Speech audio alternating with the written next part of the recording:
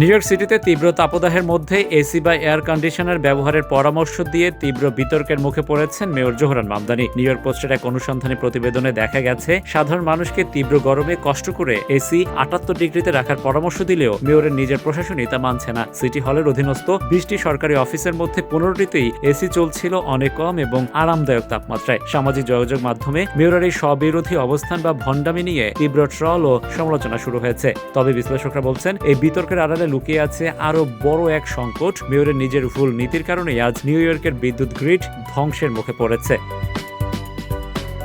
এদিকে সমালোচনা শুধু মেয়রের এসির তাপমাত্রা নিয়ে হচ্ছে এমনটা নয়। আসল সত্য হলো, মেয়র মামদানি অতীতে যেসব অবাস্তব জলবায়ু নীতি সমর্থন করেছিলেন তার কারণেই আজ সিটির বিদ্যুৎ গ্রিড এই পতনোন্মুখ অবস্থায় পৌঁছেছে। কন এডিসনের মতো কোম্পানিগুলো গ্রিডের জরুরি রক্ষণাবেক্ষণ বাদ দিয়ে মেয়রের চাপানো পরিবেশ এজেন্ডা বাস্তবায়ন করতে গিয়ে বিদ্যুৎ বিল 50% বাড়িয়ে দিয়েছে।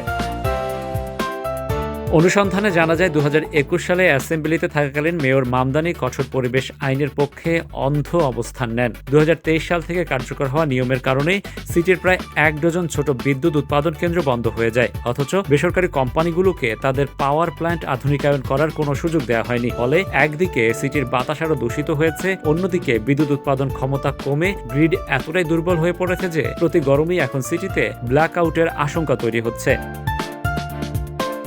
রাজনৈতিক প্রতিদ্বন্দ্বীদের ব্যর্থতার সুযোগে সমাজতান্ত্রিক স্লোগান দিয়ে গত বছর মেয়রের চেয়ারে বসেছিলেন জোহরান মামদানি। তবে চলমান এসি বিতর্ক প্রমাণ করে দিচ্ছে যে সস্তা প্রচারণার আড়ালে সিটির মূল জ্বালানি সংকটকে আর ধামাচাপা দেওয়া সম্ভব নয়।